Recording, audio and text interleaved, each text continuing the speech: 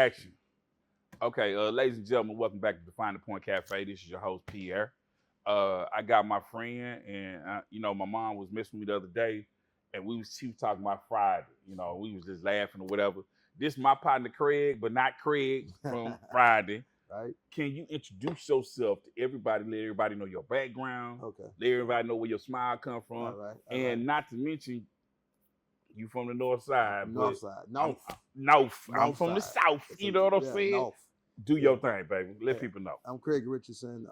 I'm the owner of TCC Global, DDC Diagnostics. I'm a business owner. Okay. Been the business owner for forever. I do DNA testing. Like, you got a baby, I don't know if it's yours. I can hide. Let's not do that. But right? I can hide in your backyard. But see, I work for the streets, though. That's the thing. That's the difference. You know what I'm saying? I'm the one that help you stop child support if the baby's not yours. Okay, I like that. I'm not the one that put your own child support. Okay. I'm the exit man. You know what I'm just saying. No, I got you. A lot of people hide from me, but anyway, go ahead. No, they call me. Brothers call me. Hey, man, I'm at the barbershop. I don't think this is mine. Come over here. Don't tell my wife nothing. But, yeah. So I like that. That's me. I'm the one. Yeah, I'm a hookup man. And so I do DNA testing. I do blood testing. I draw blood. Certified massage therapist. I got my own business when it come down to real estate, flip houses, credit repair. I'm the hookup man. Okay. Hookup man. Like Whatever you need. If I don't do it, I know somebody who do. And so but got 2 kids, 2 boys, 5 grandkids. Okay. North side, went to Smiley High School. Oh man, we might be related. Yeah, went to Smiley High School. I told you kind of look familiar. But I keep busy with ministry. I go out feed the homeless. Okay. Toy drives every year. So I do a lot of different things in the community, man. I like helping people, and that's it. It's just like being me. I like your introduction. Yes, sir. Everything you said. I want to touch on one thing. Okay. I know this is not what we had talked about. We talked about it, but we didn't really talk about it. Okay. I want to know, in Houston, all right, we have a big homeless situation. Yeah. A couple of years ago, we had it under 59. We had it under I-10. And now I'm standing on the north side. Yeah. I don't want to claim that because I'm south, you know what I'm saying?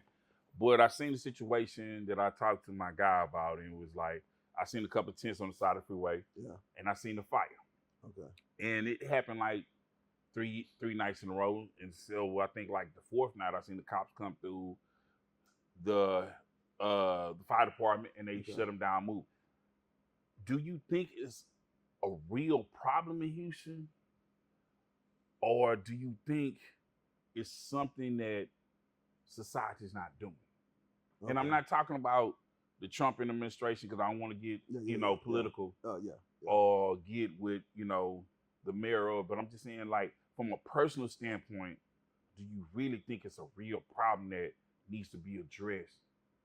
Yeah, I do. And the reason why is because what's going on is that they're not just homeless to be homeless. Mm-hmm. They're either homeless if they live in, because I know guys that live in the woods. Right? Okay. Talk to them all the time. One just got hit by a car. He cut from the top to the bottom. And so he's still in the woods with the stitches. And so one thing I've learned is that it's not always an economic situation either. Mental.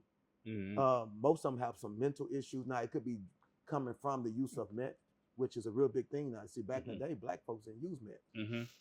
They was on the crack, you know what I'm saying? But now the meth took over. And heroin also. Yes. And so as long as that they're on that, and it messes up the brain, even if they get off of it, they still going to be at the point where they don't want to be under any structure. I like that. Yeah, I like that. They don't want to be under any structure, so they want to be free.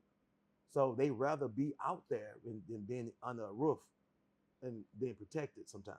Not all the time, but many of them, they don't want to be out. They don't want to be out under anybody's roof. They want to be in the woods, away from everybody, because they don't feel comfortable around people, or they paranoid. You know what I'm saying? And when you say it like that, you kind of open up my eyes, because my background, I worked in the psych. I worked juvenile detention. Yeah. I worked with the homeless. And I never really looked at it, because I'm like, why would you want to be on the streets when we got a bed there? Exactly. And so when you said something about structure, I'm like, okay, I can understand it. Yeah. because structure is something not for everybody. Yeah. Yeah. And if you're Yeah. not brought into where in your home you had structure, because you don't know what people's background is. Yeah. That's yeah. why one of the things I allowed you to introduce yourself, tell Yeah. your background. Yeah. And it's like I looked at your shirt when I first seen you today. Yeah. Never stop praying. Could you show people your shirt, man? Never stop praying. Never stop praying. Do you think it's a difference in the 90s dating and this new millennium dating? Yeah. Two different worlds. Okay. Can you elaborate? One's from Earth, the other one's from Mars. Two different worlds. I get you. I get you. Two different worlds. And the reason why is because honestly, it's designed to be different. Okay. And not to get too deep into anything, but I believe that the objectives of society has actually inputted changes that we're seeing, like what's on television, what they put on the media, all this stuff that they see on TV help form them. Because remember, we didn't have all that. Mm-hmm. We didn't have the cell phones. We didn't have access to internet. We actually had PageNet. Yeah, we did. Ooh, that's a long time. Hey. Yeah, I got. I didn't mean to throw it out. I just had to throw it out there. That got me in trouble a whole lot of times. Anyway, that's all. 911 pages. yeah. 69. Oh, my bad. All that, yeah. And so, all that being said, is that we didn't have access to handheld things, right? Yeah. So I think even with the women nowadays, their mindset and what their expectation of a man has changed totally, and just because what they've been taught through the media, what they've been have access to, and so I think that's one of the reasons why we are struggling, people in dating, because you got some old-fashioned men with new-fashioned women, and they end up giving up their manhood to make this thing work. You know what I'm saying? So it's a sacrifice that's been having to be put out there, man. I can't do it. And when you say that sacrifice or whatever, it's like I'm gonna go here, and I'm not trying to be biblical or whatever, but I know when they say Revelations, the sign to be in your hand, on your forehead, the mark to be on your forehead. Well, you hold your phone in your hand, right? You look at it with your mind. Yeah. They also talk about the woman on the top of the dragon. You know what I'm saying? Oh, yeah. Okay, I'm not gonna go there. I just want to tread in. I don't want to tread in the water too deep. I got you. But that's what's going in my mind. Everything what you just said. Yeah. Because I thought about it, like the 90s dating is totally different from right now. Because I'm 52 years old. Yeah. When we was in the 90s, it wasn't nothing to ask a girl, hey, what you doing? Let's go to the movies. Yeah. Nowadays, when you ask a woman, because I'm divorced now. Yeah. Been divorced for 12 years. Okay. And like I ask a woman, hey, what are you doing? You free tomorrow? Yeah. Okay, yeah. Okay, I want to take you out somewhere, Now it's like, where you taking me to? What's the address? Yeah. Where, they want to they looking it up on their phone. Yeah. Oh, I don't like that. Well, how you know if you like that unless I take you there? Exactly. You understand what I'm saying? It's like, how do you know that? Yeah. And so I don't have to take you to Papacitos or Papados, which I think are 3-star restaurants at best. Yeah. You know what I'm saying? Yeah. I can take you somewhere else where we can actually talk, have a conversation. We can actually hear each other. Yeah. And during the time that we talking about this stuff, I'm getting to know you better. Yeah. So now we go into my next question. When do you think it's appropriate to add a little prayer before on a date? Or do you think you need to, like when you dating somebody, because I didn't ask you, like you dating somebody, do you go to dinner first or do you go to activity first? I apologize. Okay. So those two questions. So hit the first question first.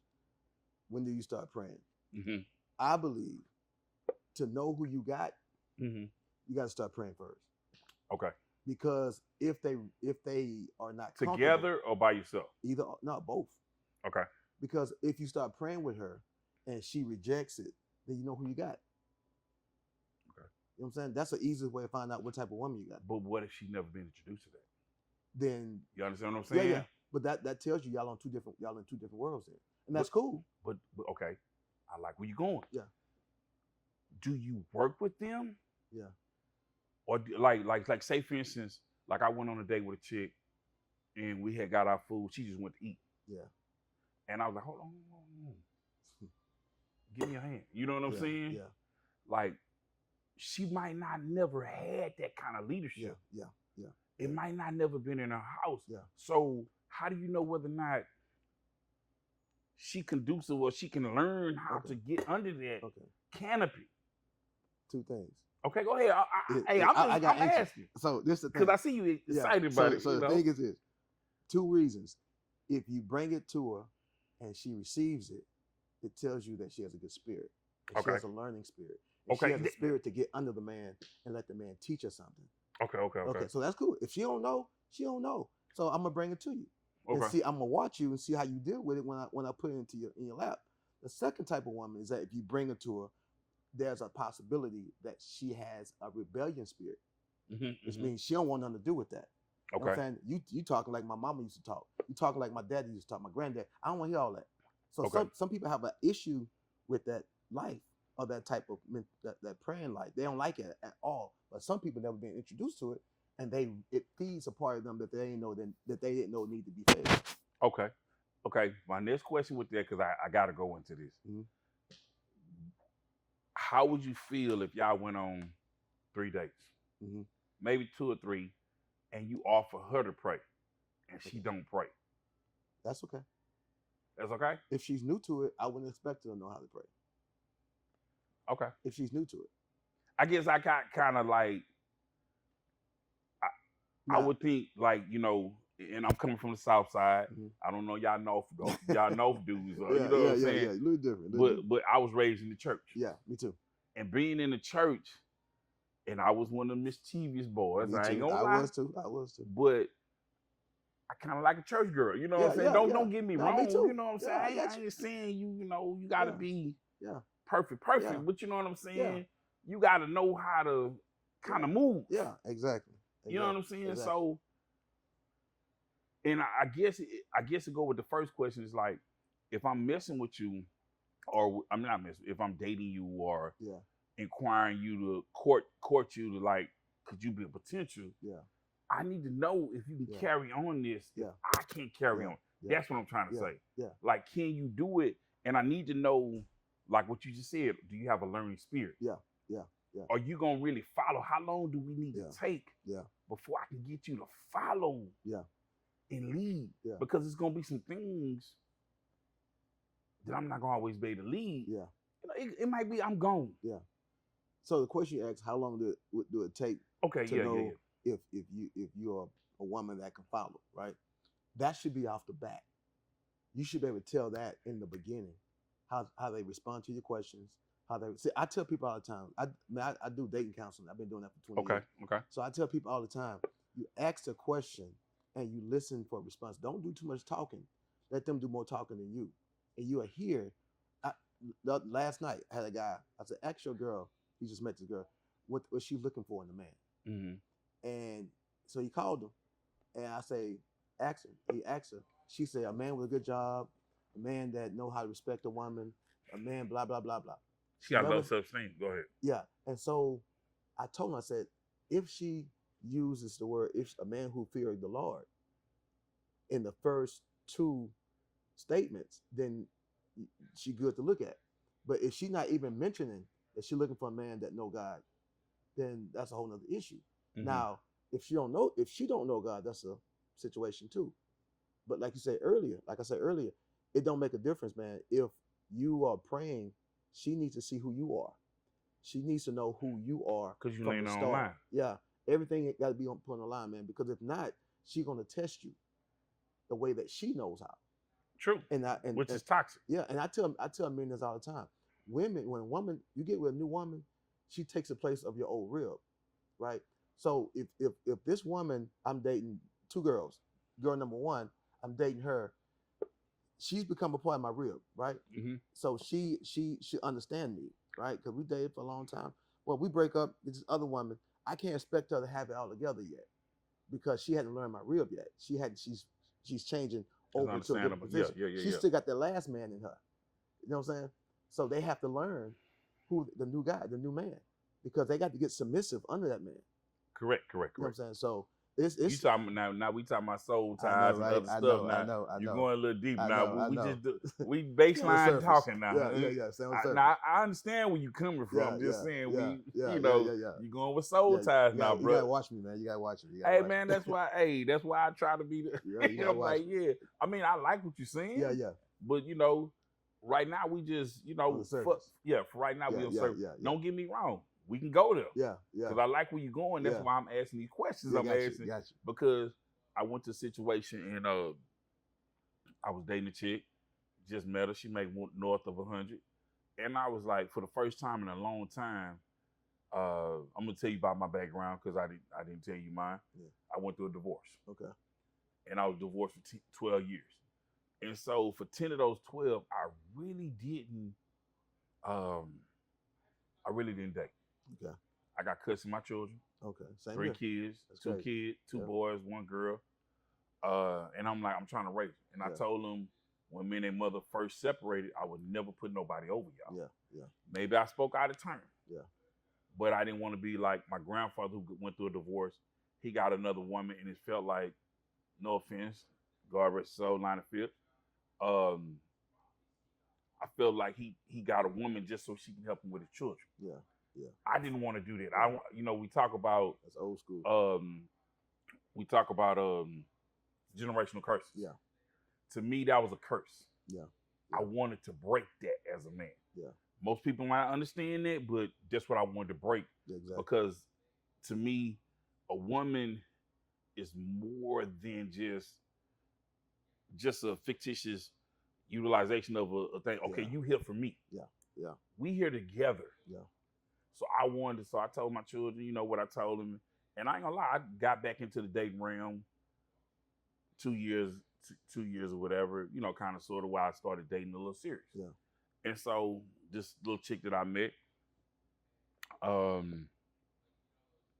she was someone I used to make in college. Yeah. You know what I'm saying? Yeah. At the Texas Southern University, for all y'all who don't know, it was something that I'm used to. Yeah.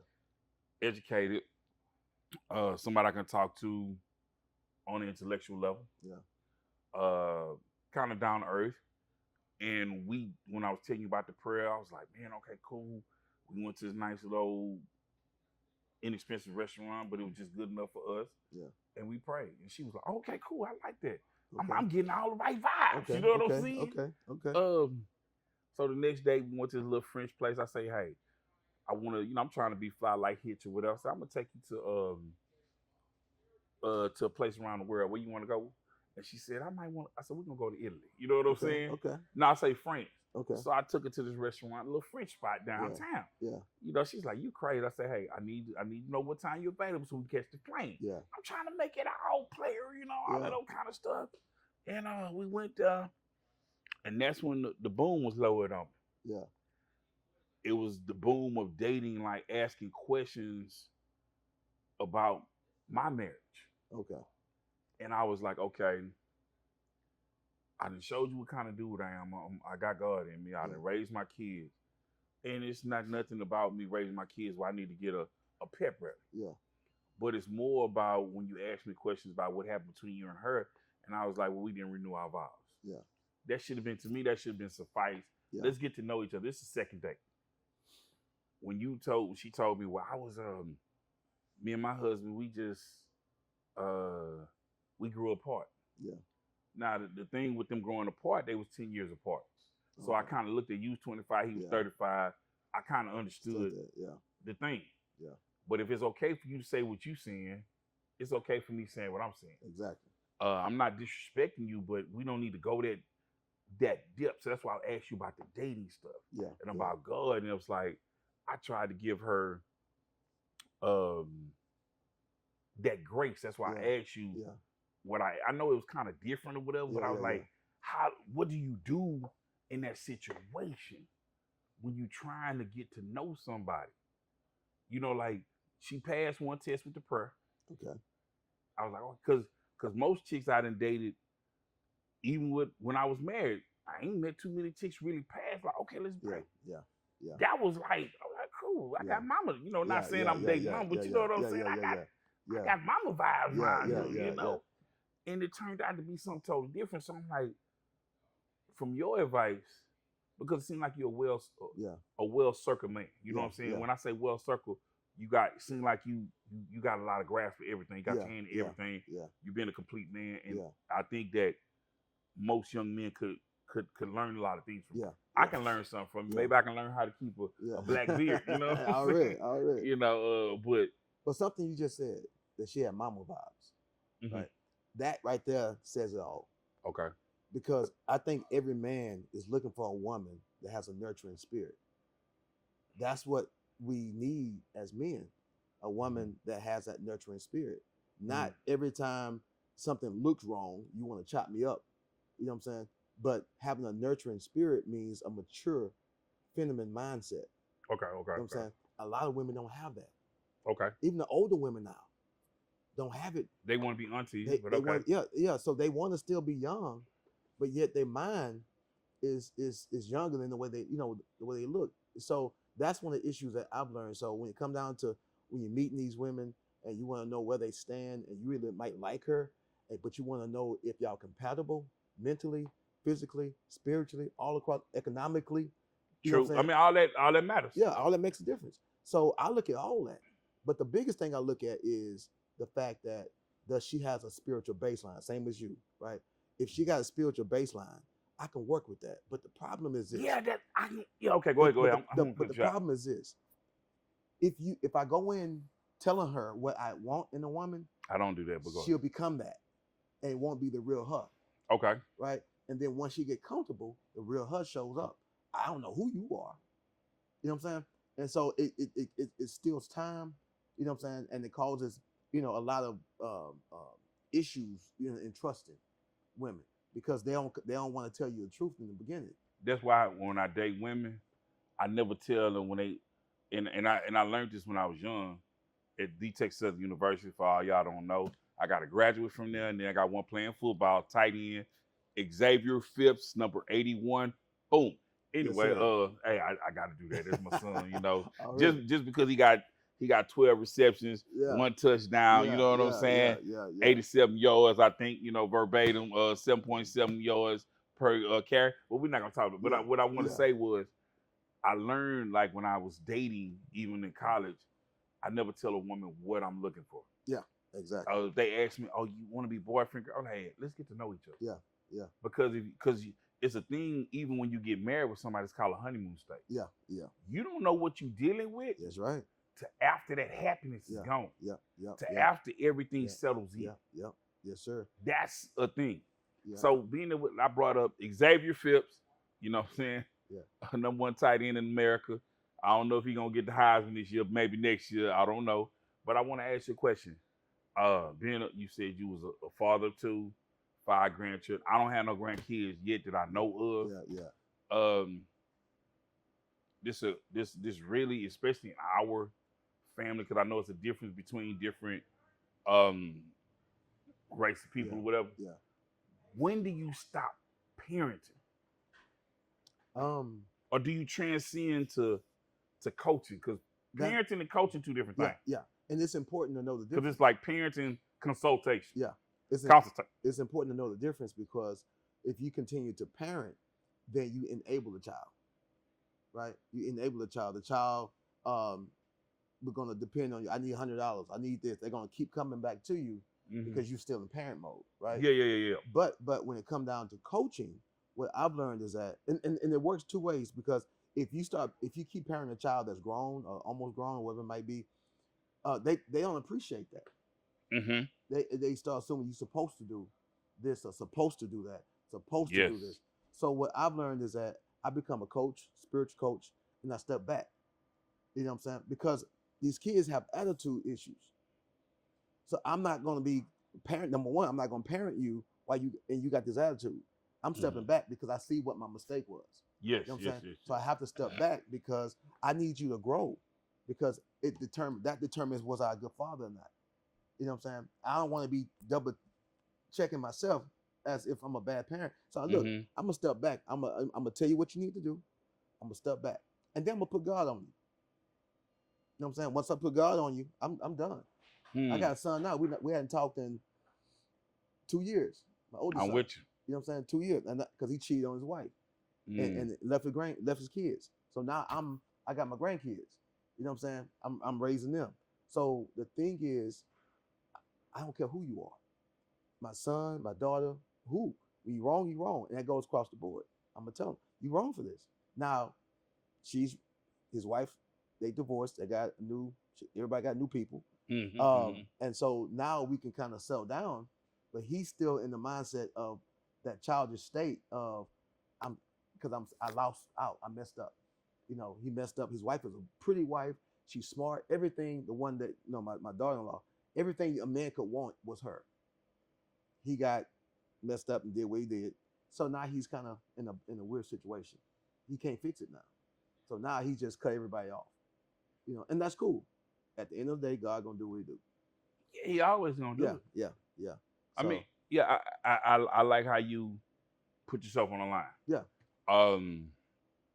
Cause I'm in a similar situation where I raise my children, and no matter what you want to say, you got his side, her side. Yeah. And when it came to my side, I never really told my side. Yeah. Now I was warned by my mama because she Fifth Ward baby, you know what I'm saying, from Wheatley. And she was like, well, you need to tell these kids. Yeah. And I'm like, mama, nah, you didn't tell me about my dad like that. Yeah. I don't think that I need to put that in their life like that. Yeah. Because I think life is a tester, and it tells you with time who really did what. Yeah. Because I think when I got my divorce, what I did was we went to get our divorce. I told her, she's like, well, I want to see the kids because I had custody. She didn't see the kids for 2 years.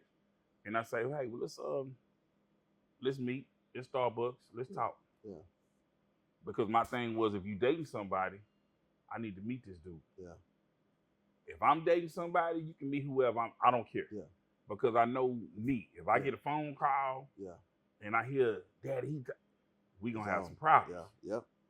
Because I already laid down the guidelines. Yeah. What need to be done and what not need to be done. Exactly. Because I'm still, when we talk about coaching, I'm in parent mode. Yeah. Yep. This ain't coaching mode no more. Yeah. This is parent mode. Yeah. And so I had to do some stuff, and basically what the situation happened, it was well, your dad did this, and I'm like, hey, y'all, check this out. I never told y'all what happened between me and your mom, right? Yeah. And we met, I met her, and then we met y'all, and we told y'all we was divorced. Yeah. I did it what I thought was the best etiquette thing to do. Yeah. You know what I'm saying? And I said, well, have you ever had it, like they say at the wedding, if you have anything to say, say it now. Yep. Let's air it out. Mm-hmm. I didn't have one of them kind of people.